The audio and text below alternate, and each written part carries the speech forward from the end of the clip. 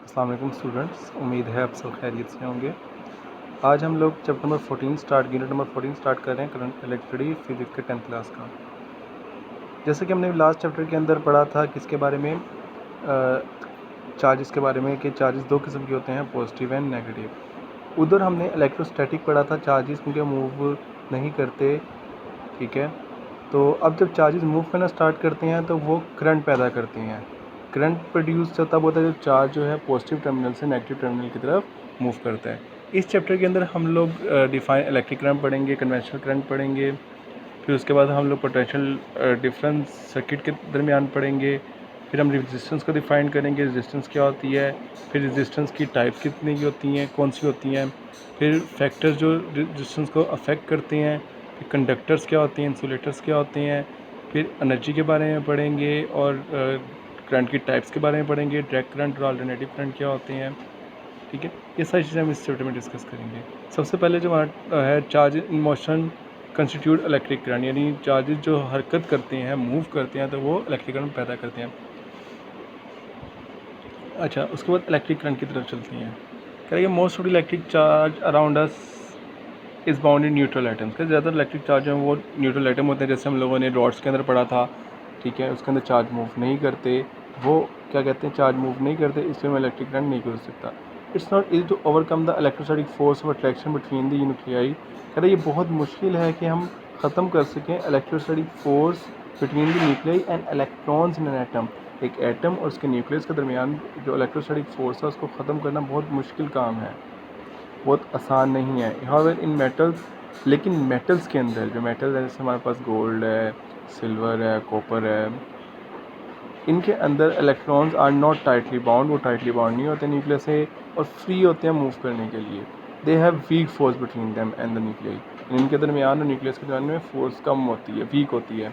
Similarly in solution some positive and negative charge can freely move. इस तरह solutions के अंदर भी कुछ नेगेटिव चार्ज और पॉजिटिव चार्ज आज़ादा ना घूम सकते हैं।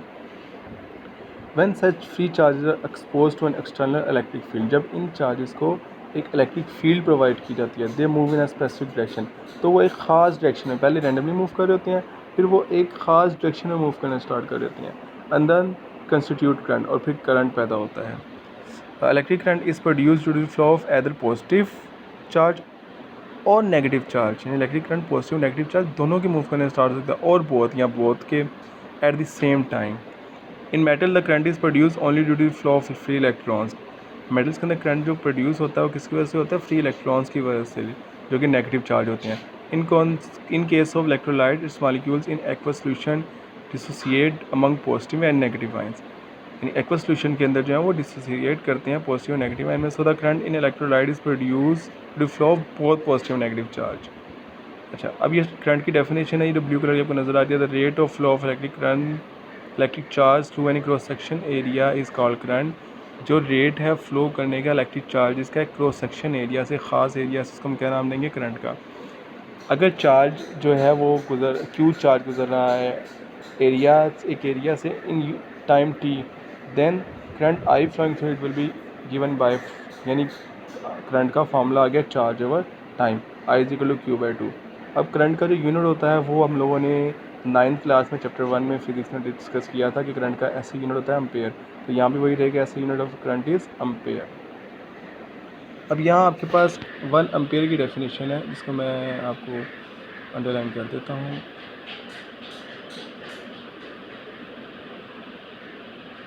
ये यहाँ से हमारे पास स्टार्ट हो रही है और ये यहाँ तक जा रही है, ठीक है। If a charge of 1 coulomb passes through a cross section area, अगर चार्ज जो है 1 कूलम का वो गुजरता है क्रॉस सेक्शन एरिया से 1 सेकंड में, देन करंट इज़ 1 एम्पेयर, तब करंट क्या होगा आपके पास, 1 एम्पेयर क्या होगा। और करंट से स्मॉलर यूनिट्स में हम इस्तेमाल करते हैं मिली एम्पेयर, माइक्रो एम्पेयर। मिली और माइक्रो की प्रीफिक्सेस अब 9th क्लास में पढ़ चुके हैं।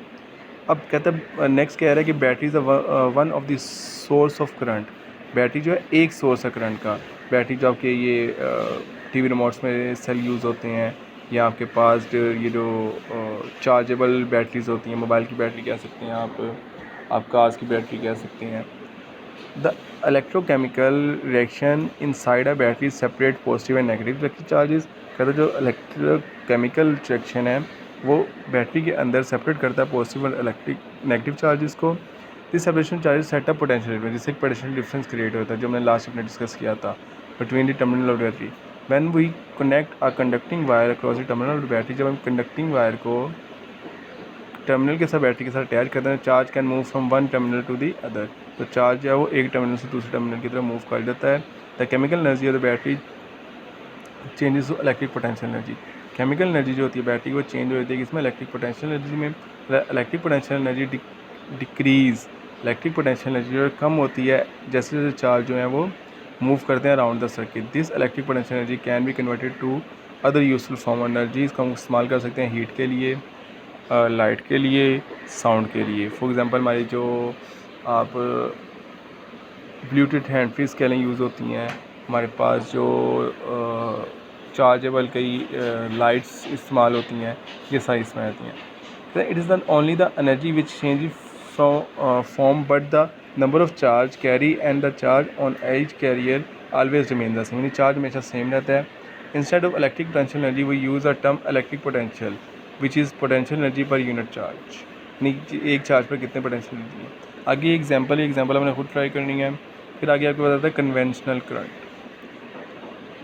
Before the idea of free electron which constitute current in metal, जो करंट मेटल्स में लेके जाते हैं, it was thought that current in conductor flow due to the motion of positive charge. कह रहा पहले ये समझा जाता था कि जो पॉजिटिव चार्जेस की वजह से करंट जो फ्लो करता है किसमें, कंडक्टर में। Therefore this convention is still in use. We can understand the concept of conventional current from the following analogies. इसे हम डिस्कस करेंगे। We know that when the end of heated copper wire are at different temperature, कि जब copper wire को हम heated copper wire को different temperature पर रखते हैं, heat energy flow from the end that higher temperature to end of lower temperature. तो heat energy जो मूव करती है वो हायर टेम्परेचर से लोअर टेम्परेचर की तरफ मूव करती है। जैसे फॉर एग्जांपल हम लोग एक स्टील का चम्मच लेते हैं, स्टील के चम्मच को अगर हम हांडी के अंदर रखते हैं तो जो उसका पैंदा है वो गर्म होगा, फिर आहिस्ता आहिस्ता वो हीट ऊपर की तरफ आएगी, यानी उसके जो जहाँ से पकड़ते हैं उस चमचे को, लोहे को, वहाँ तक आएगी। The flow stops when both and reach the same temperature. जो फ्लो है वो कम होता है जब दोनों साइड्स एक ही टेम्परेचर की होती हैं।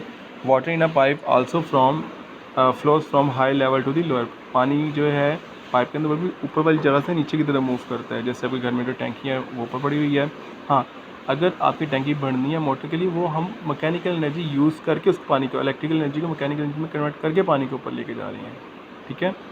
डैम्स के अंदर भी हम लोगों ने पढ़ा था 9th क्लास में 6th चैप्टर में कि डैम्स के अंदर भी पानी ऊपर रखा जाता है, ऊपर से आगे टरबाइन पे गिरता है, यानी हाई लेवल से लोअर लेवल की तरफ मूव करता है पानी। Similarly, when a conductor is connected to a battery, it pushes charges to flow current from higher potential to the lower potential. The flow of current constitutes as longer as there is a potential difference. जितनी देर potential difference रहेगा उतनी देर वो charges move करते रहेंगे।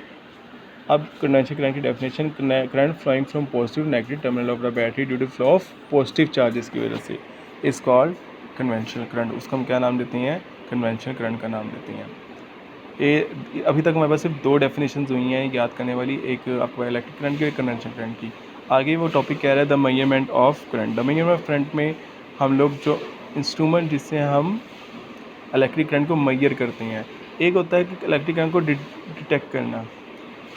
सबसे पहले जो instrument हम यूज़ करते हैं वो है गैल्वेनोमीटर। गैल्वेनोमीटर हमारे पास वो इंस्ट्रूमेंट है जो इस्तेमाल होता है डिटेक्ट करने के लिए, करंट को सिर्फ डिटेक्ट करने के लिए। ये नहीं बताया कितना करंट, ये नहीं बताएगा galvanometer.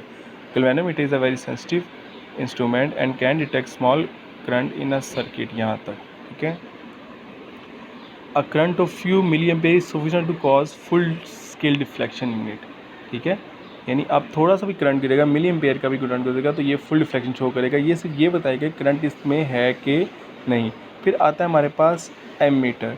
While making the connection polarity to terminal of the granulator should be taken into consideration. Generally, the terminal of the granule with red color shows the positive polarity, वो positive polarity को show करता है, while that with black color shows the negative polarity, जो black color है वो negative polarity को show करता है।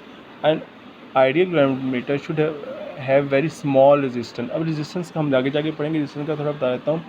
करंट के फ्लो में जो रुकावट आती है ना, उसको हम नाम देते हैं रेजिस्टेंस का। यानी करंट फ्लो कर रहा है, जो आपके पास को फ्लो करने में जो रुकावट आ रही है, अगर आपने फॉर एग्जांपल सिल्वर के अंदर रेजिस्टेंस ज़्यादा होती है और कॉपर के अंदर रेजिस्टेंस कम होती है, यानी सिल्वर के अंदर करंट इतना ज़्यादा पास आउट नहीं करता, कॉपर के अंदर ज़्यादा अच्छे तरीके से पास करता है, उसको हम रेजिस्टेंस का नाम देंगे। After suitable modification galvanometer can be converted into ammeter. A large current of range such as 1 ampere to 10 ampere can be measure, यानी 1 एम्पीयर से लेकर 10 एम्पीयर तक हम मेजर कर सकते हैं। इसकी आप डेफिनेशन लिख सकते हो, the instrument which is use to measure the amount of current is known as ammeter. ठीक है, ये हमारे पास एमीटर और गैल्वेनोमीटर कंप्लीट हो गया है। ठीक है, 14.1 टॉपिक हमारा कंप्लीट हो गया, जिसके अंदर हमने करंट की डेफिनेशन पढ़ी, इलेक्ट्रिक करंट और कन्वेंशनल करंट की डेफिनेशन पढ़ी, उसके बाद हमने गैल्वेनोमीटर को देखा और एमीटर को देखा। ठीक है, आज के लिए इतना ही काफ़ी है। इंशाल्लाह अगले लेक्चर के अंदर हम 14.2 टॉपिक स्टार्ट करेंगे। Thank you very much. अल्लाह हाफिज़।